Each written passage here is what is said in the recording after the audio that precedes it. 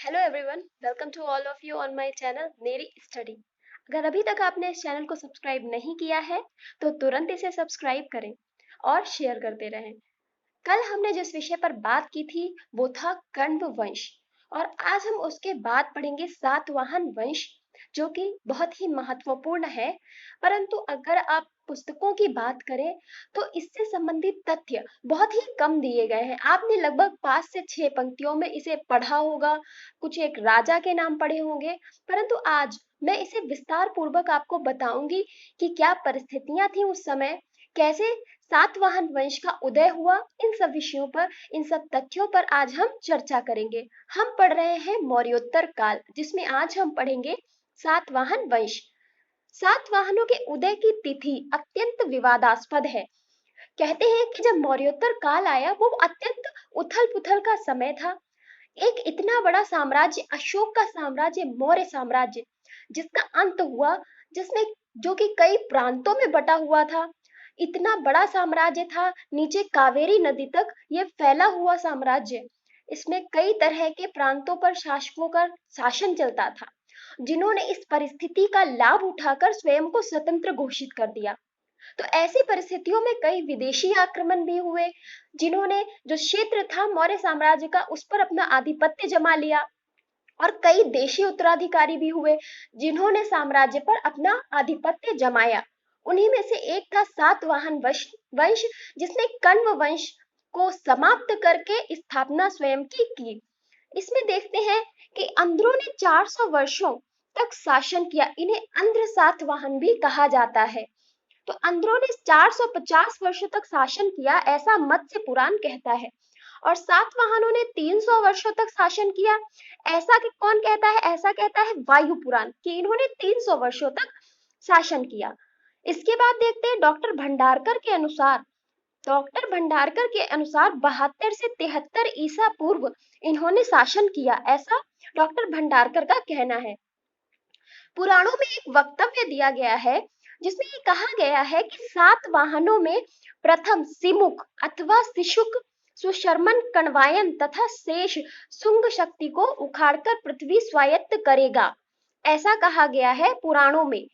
तो सिमुक के बारे में पुराणों में पहले ही वर्णन किया गया था। सातवाहनों द्वारा कण्वों का अंत 29 ईसा पूर्व में हुआ था, जो कि हमने कण्व वंश में पढ़ा था कि 29 ईसा पूर्व में सिमुक ने कण्व वंश के अंतिम शासक की हत्या करके सातवाहन वंश की नींव डाली। किस अंतिम शासक की हत्या करके? तो सुशर्मन की हत्या करके नींव डाली। अब देखते हैं अंध्र अथवा सातवाहन ये कौन थे, इनका साम्राज्य क्या था, कैसी उस समय तथ्य थे, वो उन सब पर आज हम यहाँ पर विचार करेंगे। तो पुराणों में सातवाहनों को अंध्र कहा गया है। अंध्र शब्द का प्रयोग सातवाहनों के लिए कहाँ किया गया है? पुराणों में किया गया है। और इनका निवास स्थान क्या था? तो अंध्र गोदावरी व कृष्णा नदियों के बीच तेलुगु प्रदेश को इनका निवास स्थान माना गया है। इसमें क्या क्या क्षेत्र आते थे? इसमें क्षेत्र आते थे महाराष्ट्र के कुछ क्षेत्र, और उसके साथ साथ वर्तमान आंध्र प्रदेश के कुछ क्षेत्र इसमें शामिल थे। और प्रतिष्ठान इनकी राजधानी बताई गई है। ऐत्रेय ब्राह्मण में इन्हें आर्य संस्कृति से अप्रभावित कहा गया है, क्योंकि इनका जो विस्तार का क्षेत्र था वो तेलुगु प्रदेश था। और आर्य प्रदेश बोला जाता था, जहां आर्य संस्कृति विस्तृत थी, वो था सप्त सैंधव प्रदेश। गंगा नदी के बाएं तट तक उनकी उपलब्धि बताई गई है। तो शायद सातवाहन कभी उस क्षेत्र में नहीं गए होंगे, इसीलिए इन्हें आर्य संस्कृति से अप्रभावित बताया गया है। मेगस्थनीज ने भी उनकी शक्ति और समृद्धि का वर्णन किया है। ये मेगस्थनीज वही हैं जिन्होंने इंडिका नामक पुस्तक की रचना की थी चंद्रगुप्त मौर्य के शासनकाल में। और इन्हीं की पुस्तक में इन्होंने शक्ति इनकी और समृद्धि का वर्णन किया है। अशोक के अभिलेखों में भी इनका वर्णन मिलता है। अशोक के अभिलेख में लगभग कई राजाओं का वर्णन मिलता है, जो कि प्राचीन जो सभ्यता थी उनके बहुत ही बड़े स्रोत रहे हैं, जानकारी के बहुत बड़े स्रोत रहे हैं। तो इनसे, अशोक के अभिलेखों से भी इसके विषय में हमें पता चलता है। सातवाहन स्वयं को अपने अभिलेखों में सर्वदा सर्वदा सर्वत्र सातवाहन और सातकर्णी घोषित करते हैं। ये स्वयं को सर्वदा कहते हैं, सर्वत्र सातवाहन कहते हैं और सातकर्णी कहते हैं। इनके अभिलेखों में अंध्र शब्द का प्रयोग कहीं नहीं हुआ है। ध्यान देने योग्य बात है कि अंध्र शब्द का प्रयोग सातवाहनों के लिए पुराणों में हुआ है, परंतु इनके जो स्वयं के अभिलेख थे, नासिक अभिलेख, नानाघाट का अभिलेख, इन सब में इनके लिए किसी भी प्रकार के अंध्र शब्द का प्रयोग नहीं हुआ है। इनके प्राचीनतम अभिलेख नानाघाट, पूना जिला व सांची अभिलेख हैं जो मध्य प्रदेश में मिले हैं। कुछ विद्वान इन्हें अशोक अभिलेख के सत्तीय पुत्र, जब मैंने अशोक के अभिलेखों को पढ़ाया था तो मैंने पढ़ाया था अशोक का दूसरा अभिलेख, जिसमें अशोक ने दक्षिण के 3 राज्यों सत्तीय पुत्र, चोल और पांड्य का वर्णन किया था। तो कुछ विद्वान इन्हें वही सत्तीय पुत्र मानते हैं, परंतु कुछ इन्हें प्लिनी के सेताई मानते हैं। प्लिनी एक लेखक है जिन्होंने सेताई नाम के लोगों का वर्णन किया है, तो कुछ इन्हें सेताई मानते हैं। आगे देखते हैं तो पता चलता है कि इनके अभिलेखों के अनुसार ये ब्राह्मण थे। किस जाति के थे? ये ब्राह्मण जाति के थे और ब्राह्मण धर्म में इनकी रुचि दिखाई गई है। नासिक अभिलेख में गौतमी पुत्र को एक ब्राह्मण और शक्ति में राम अर्थात परशुराम के तुल्य बताया गया है। नासिक अभिलेख, जो कि इसी के शासनकाल का अभिलेख कहा गया है, इन्हीं का अभिलेख कहा गया है, इसमें गौतमी पुत्र को एक ब्राह्मण और शक्ति में राम परशुराम के तुल्य बताया गया है। इस वंश का संस्थापक कौन था? तो मैंने बताया था ना, कण्व वंश के अंतिम शासक शर्मन की हत्या सिमुक ने की थी और सिमुक ने ही सातवाहन वंश की स्थापना की थी। आगे देखते हैं तो इस वंश में कौन कौन से राजा हुए उनके बारे में बात करेंगे। तो इस वंश का सबसे प्रथम राजा हुआ सिमुक। ये एक सामंत था और इसकी रुचि धार्मिक कार्यों में थी, ऐसा कहा जाता है। सिमुक ने जैन, बौद्ध धर्म और चैत्यों का विकास किया। सिमुक ने जैन धर्म, बौद्ध धर्म और चैत्यों का विकास किया। तो इससे क्या पता चलता है कि इसका स्वयं का धर्म तो ब्राह्मण था, परंतु सभी धर्मों को स्वतंत्रता थी, सभी धर्मों को संरक्षण प्राप्त था, ऐसा इसके अभिलेखों से पता चलता है। इनका शासनकाल माना जाता है 235 ईसा पूर्व से 213 ईसा पूर्व तक। अभी यहाँ ईसा पूर्व चल रहा है, परंतु आगे जब हम पहुंचेंगे गौतमी पुत्र सातकर्णी में तो ईस्वी आ जाएगा। तो काफी लंबा शासनकाल इनका रहा है। उसका उत्तराधिकारी उसके भाई कन्ह या कृष्ण को मिला। ऐसा कहा जाता है कि उसका उत्तराधिकार जो था वो उसके भाई कर्ण या कृष्ण को मिला, ऐसा नासिक अभिलेख में लिखा है। नासिक अभिलेख, नानाघाट अभिलेख, इनका उल्लेख इस काल में बहुत ही ज्यादा हुआ है और लगभग प्रमाण यहीं से मिले हैं। यहाँ एक दरी गृह बनवाने के भी प्रमाण मिलते हैं। इस वंश का तीसरा शासक कौन था? तो सातकर्णी प्रथम। कौन? सातकर्णी प्रथम इस वंश का तीसरा शासक हुआ। नानाघाट अभिलेख से अत्यंत पता चलता है कि यह अत्यंत प्रतापी था और इसने कई सारी विजय की थी। इसके द्वारा 2 अश्वमेध यज्ञ कराए जाने का भी प्रमाण इस नानाघाट अभिलेख से मिलता है। और अश्वमेध यज्ञ उस समय कौन कराता था? जो बहुत ही प्रतापी होता था, जो अपनी शक्ति चारों तरफ फैले हुए अपने साम्राज्य में दिखाना चाहता था, अपनी शक्ति का प्रदर्शन करना चाहता था, वो अश्वमेध यज्ञ कराता था। यदि यह सातकर्णी सांची स्तूप के तोरण लेख का सातकर्णी ही है तो निसंदेह यह प्रमाणित है कि सातवाहनों ने अपने उदय के प्रारंभ में ही मध्य भारत को जीत लिया था। एक सातकर्णी का उल्लेख सांची के तोरण अभिलेख में हुआ है और कहते हैं कि यदि ये सातकर्णी वही है तो इससे ये सिद्ध होता है कि जो मध्य भारत था उसको प्रारंभ में ही सातवाहनों ने जीत लिया था, जब इनका उदय हो रहा था उसी समय। नानाघाट व हाथी गुम्फा अभिलेख के बारे में अब हम बात करेंगे। तो ये जो हाथी गुम्फा अभिलेख है वो कलिंग नरेश राजा हारवेल का है, ये चीज याद रखिएगा।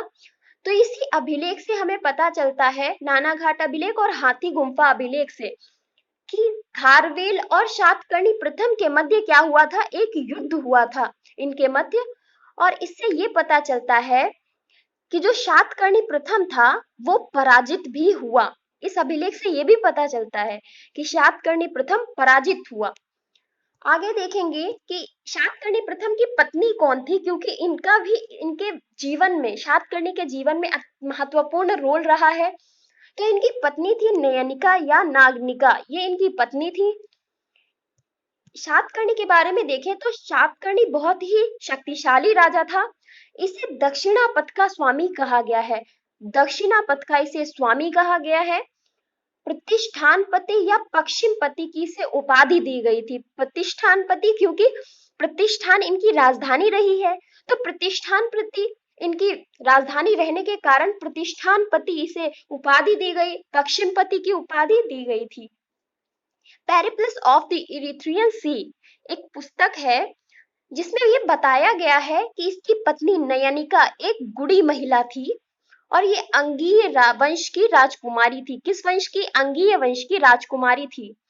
नगनिका ने एक अभिलेख उत्कीर्ण कराया, रानी नयनिका का अभिलेख, जिसे हम नानाघाट अभिलेख के नाम से भी जानते हैं। आगे अभी कई बार इसका वर्णन मैंने किया कि नानाघाट का अभिलेख से क्या साक्ष्य मिले, नानाघाट अभिलेख से हमें सातकर्णी प्रथम के बारे में पता चला। तो ये अभिलेख रानी नयनिका का अभिलेख था। अब देखते हैं कि इसका साम्राज्य कहां तक विस्तृत था। तो आंध्र वंशीय क्षेत्र कहां तक था? उत्तर में ये विंध्य नर्मदा नदी तक फैला हुआ था। उत्तर में विंध्य पर्वत नर्मदा नदी तक, और वहीं दक्षिण में देखा जाए तो कृष्णा नदी तक फैला हुआ इनका क्षेत्र था। इनके पश्चिम में शकों का शासन चलता था और वहीं पूर्व में कलिंग में राजा खारवेल का शासन चल रहा था, क्योंकि उनके साथ तो युद्ध की पुष्टि भी की गई है। आगे देखते हैं तो इसी अभिलेख में एक राजसूय यज्ञ कराए जाने का भी उल्लेख मिलता है कि इसने एक राजसूय यज्ञ भी कराया था।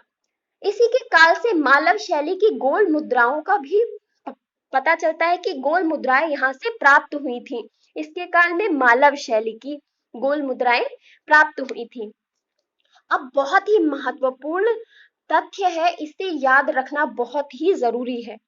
नानाघाट अभिलेख पहला अभिलेखीय साक्ष्य जिससे ब्राह्मणों एवं बौद्धों को भूमि अनुदान का पता चलता है। भूमि अनुदान मतलब पृथ्वी, जो जमीन का क्षेत्र होता है वो दान किया गया। और पहला दान का साक्ष्य, अभिलेखीय साक्ष्य कौन सा है? नानाघाट अभिलेख। इससे पता चलता है कि ब्राह्मणों और बौद्धों को भूमि अनुदान किया गया था। सातकर्णी प्रथम की मृत्यु के बाद ये अपने कुमार पुत्रों शक्तिश्री व वेदश्री की अभिभाविका बनी। कहते हैं कि इनके पुत्र शायद अल्पवयस्क रहे होंगे, इसीलिए शक्तिश्री और वेदश्री की ये अभिभाविका बनकर सामने आई और शासन में भाग लिया। आप सभी इन प्रश्नों के, इन चीजों के जो भी तथ्य मैं लिखाती हूँ, इनके नोट्स बनाते चलिए। नोट्स नहीं बनाएंगे तो आप भूल जाएंगे चीजों को। इतना अच्छा कंटेंट मैंने आपको दिया है, परंतु यदि आप इसे नहीं पढ़ेंगे, इसके नोट्स नहीं बनाएंगे, तो फिर आपके लिए इसका कोई महत्व ही नहीं रह जाएगा। तो इसीलिए नोट्स बनाना बहुत जरूरी है। मैं भी आप लोगों के लिए इतनी मेहनत करती हूँ और आप लोग खुद के लिए तो मेहनत कर ही सकते हैं। तो नोट्स जरूर बनाइए, प्रश्न यहीं से पूछे जाएंगे। अगर आपको चीजें याद होंगी, कॉन्सेप्ट क्लियर होगा, तो नोट्स बनाना बहुत आसान हो जाएगा। और फिर पेपर में जब प्रश्न आपके सामने आएगा ना, तो आप फिर वहां फंसेंगे भी नहीं, क्योंकि आपके सामने कॉन्सेप्ट पूरा क्लियर है। नोट्स बनाना बहुत ही जरूरी है। लिखिए, थोड़ा सा लिखने से याद होता है। देखते हैं सातकर्णी द्वितीय के बारे में। तो इसके बाद सातकर्णी प्रथम के बाद सातकर्णी द्वितीय राजा बना। इसने 56 वर्षों तक शासन किया, ऐसा प्रमाण मिलता है हाथी गुम्फा अभिलेख और भेलसा अभिलेख में। हाथी गुम्फा अभिलेख फिर से एक बार वर्णन हुआ, तो एक बार फिर से याद करेंगे कि किसका था? ये कलिंग नरेश खारवेल का था हाथी गुम्फा अभिलेख। जब भी आपको कोई ऐसी चीज या कोई ऐसा तथ्य दिखाई देता है जिससे बैकग्राउंड में कई और सारे तथ्य जुड़े हुए हैं, तो आप उस सारे तथ्यों को एक बार दिमाग में फिर से याद करिए कि हाँ, इससे ये सारे तथ्य जुड़े हुए हैं, या आप इसे बोल कर भी रिमाइंड कर सकते हैं। इससे क्या होगा कि जब आप को रिलेट करके पढ़ेंगे तो आपको एक साथ कई चीजें याद हो जाएंगी। तो अगर हाथी गुम्फा अभिलेख आएगा तो आपको कलिंग नरेश खारवेल तुरंत याद आ जाएगा। फिर कलिंग नरेश खारवेल याद आएगा तो सातकर्णी द्वितीय भी याद आएगा कि इसका भी वर्णन इस अभिलेख में हुआ है। तो ये सारी चीजें याद करना जरूरी है। और कलिंग क्षेत्र कौन सा था? तो वर्तमान का उड़ीसा क्षेत्र कलिंग बोला जाता था। ये सारी चीजें याद करना बहुत ही ज्यादा महत्वपूर्ण है, जरूरी है, इसीलिए याद करते रहिए। आगे देखते हैं तो पता चलता है कि इससे शुंगों ने, यहाँ पे ने करना, इससे शुंगों ने मालवा प्रदेश को छीन लिया था और इसके बाद सातवाहन साम्राज्य की विस्तार नीतियों को विराम लगा। ये शायद थोड़ा कम शक्तिशाली राजा रहा। तो इसके काल में क्या हुआ कि शुंगों ने मालवा प्रदेश छीन लिया, जो साम्राज्यवादी विस्तार की जो नीतियां चल रही थी उन पर भी विराम लग गया। और कहते हैं कि नहपान ने सातवाहनों से कुछ क्षेत्र जीते थे। नासिक क्षेत्र से नहपान के सिक्के भी मिलते हैं। नहपान शासक था, उसके सिक्के मिलते हैं, न कहां से? नासिक से मिलते हैं। इसके बाद जो राजा हुआ वो हुआ हाल। इसके बाद राजा हुआ हाल। हाल नाम का नृपति प्राकृत भाषा के अपने सप्तसई या सप्तशतक के लिए प्रसिद्ध है। आपने एक पुस्तक का नाम सुना होगा, गाथा सप्तशती, जिसका लेखक आपने हाल को याद किया होगा। गाथा सप्तशती का लेखक कौन है? हाल है। और ये हाल इसी वंश का राजा था। इसके बारे में हमें कहां से पता चलता है? तो गुणाढ़ की बृहत कथा कोश, गुणाढ़ की बृहत कथा कोश से और सर्ववर्मन की कातंत्र से। कातंत्र एक संस्कृत भाषा की पुस्तक है। कातंत्र जो है वो एक संस्कृत भाषा की पुस्तक है। इनकी पुस्तकों से हमें इसके बारे में जानकारी मिलती है। और ये गुणाढ़ और सर्ववर्मन, सर्ववर्मन और गुणाढ़ इसी के दरबार में रहते थे। इसका सेनापति कौन था? इसका सेनापति विजयानंद था। इसके पीछे एक स्टोरी है कि ऐसा कहते हैं कि इसने विजयानंद को श्रीलंका भेजा था। जहां ये विजयानंद श्रीलंका गया तो वहां की राजकुमारी एक थी लीलावती। उसको विजयानंद ने देखा जो कि अत्यंत सुंदर थी। जब ये वापस आया तो इसने हाल नरेश को बताया कि वहां की राजकुमारी बहुत ही सुंदर है, लीलावती। तो हाल नरेश तुरंत श्रीलंका गया और लीलावती से विवाह किया। ऐसी एक कहानी बताई जाती है। इसके बाद देखते हैं कि कौन राजा हुआ। तो इसके बाद एक महाप्रतापी राजा हुआ जिसे हम जानते हैं गौतमी पुत्र सातकर्णी के नाम से। गौतमी पुत्र सातकर्णी इसी वंश का राजा था। इसका शासनकाल माना जाता है 106 से 130 ईस्वी तक। यहाँ ईस्वी प्रारंभ हो गई है। तो 106 से 130 ईस्वी तक अब सभी जो वर्ष है वो सीधे क्रम में चलेंगे। अब हमें उल्टे क्रम में नहीं चलना पड़ेगा। अत्यंत शक्तिशाली शासक कहा जाता है। और इसकी उपलब्धियों का वर्णन कहाँ से हमें मिलता है? तो जो राजमाता गौतमी बाल श्री थी, इनके नासिक अभिलेख या नासिक शिलालेख से हमें गौतमी पुत्र सातकर्णी के विषय में पता चलता है। कहते हैं कि इसने दक्कन विजय की थी, इसने दक्कन को जीत लिया था। जब इसका भी एक वर्णन है कि कहते हैं अपने राज्यारोहण के 18वें वर्ष इसने महाराष्ट्र पर विजय प्राप्त की थी। ऐसी बातें कही गई हैं। इसके बाद देखते हैं कि शकों, पल्लवों, यवनों और छहरातों को इसने हराया था। जोगल थम्बी जो वर्तमान में नासिक है, यहाँ से नहपान के सिक्कों से पता चला है कि गौतमी पुत्र सातकर्णी ने शहरातों से उनके प्रांतों को छीन लिया था। किससे पता चलता है? नहपान के सिक्कों से। और बाद में गौतमी पुत्र सातकर्णी ने नहपान के सिक्कों को गलाकर अपने नाम के सिक्के चलवाए। सातवाहन वंश में शीशे के सिक्के चलेंगे। अभी जब हम इनकी प्रशासनिक स्थिति, सामाजिक स्थिति, आर्थिक स्थिति को पढ़ेंगे तो वहां हम इन बातों का वर्णन जरूर करेंगे। आगे देखते हैं तो पता चलता है कि इनकी उपाधियां कौन कौन सी थी, क्योंकि एक बहुत ही शक्तिशाली राजा हुआ है और इसका प्रभाव भी बहुत ज्यादा था। तो इसकी उपाधियां कौन कौन सी थी ये जानना बहुत ही जरूरी है। एकमात्र ब्राह्मण इसकी उपाधि थी। एकमात्र ब्राह्मण, वरवरण विक्रम, चारु विक्रम। इसका अर्थ था एक ऐसा हाथी जो मदमस्त चाल चलता हो, उसे कहते हैं वरवरण विक्रम या चारु विक्रम। वेना कटक स्वामी, वेना कटक इसने एक नगर की स्थापना की थी और इसीलिए इसे वेनाकटक स्वामी कहा गया। वो स्वयं को विंध्य, ऋषावत, परियात्रा, सह, महेंद्र आदि पर्वतों का स्वामी बताता है। कहता है कि मैं विंध्य, ऋषावत, परियात्रा, सह और महेंद्र पर्वतों का स्वामी हूँ। गौतमीपुत्र शातकर्णी को नासिक प्रशस्ति में वेदों का आश्रय, आग मान निलय, वेदों का आश्रय अर्थात आग मान निलय और अद्वितीय ब्राह्मण कहा गया है। इसके अलावा एक उपाधि इसकी ये भी थी, द्विजावर कुटुब विवधन। द्विजावर कुटुब विवधन भी इसकी एक उपाधि थी। नासिक अभिलेख से पता चलता है कि नासिक के समीप वेनाकटक नगर की इसने स्थापना की थी। गौतमीपुत्र शातकर्णी ने शासकों के नाम के साथ माताओं का नाम जोड़ना प्रारंभ किया। जब गौतमीपुत्र शातकर्णी राजा बना तो इसने शासकों, जो राजा बनता था, उसके नाम के साथ साथ माताओं के नाम को भी जोड़ना प्रारंभ किया। जैसे कि गौतमीपुत्र शातकर्णी, इसकी माता का नाम गौतमी बलश्री ही था ना, तो इसका नाम गौतमीपुत्र शातकर्णी हुआ। आगे हम देखेंगे वशिष्ठ पुत्र पुलमावी, तो इन सब में इनकी माताओं का नाम ऐड था।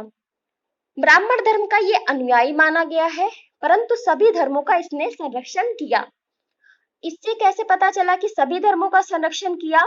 तो बौद्ध भिक्षुओं को आजकाल की महाराष्ट्र और कर्जक महाराष्ट्र का क्षेत्र इसने दान किया, और कहते हैं कि इसने 24 वर्षों तक यहाँ शासन किया। इसके भी साक्ष्य मिलते हैं। सातवाहन वंश से संबंधित कुछ एक दो राजा और इस वंश की प्रशासनिक स्थिति को हम अगले वीडियो में कवर करेंगे। आज के लिए इतना ही रखते हैं। चीजों को पढ़ते रहिए, रिवाइज करते रहिए, वीडियो को बार बार देखिए ताकि चीजें आपके दिमाग पे स्थिरता बनाए रखें और आपको जल्दी जल्दी चीजें याद हो जाएं। ये इतिहास है, यदि आप पढ़ेंगे नहीं तो भूलने की संभावनाएं भी बहुत ही ज्यादा रहती हैं। तो पढ़ते रहिए, मेरी स्टडी को जरूर सब्सक्राइब करिए। Thank you so much.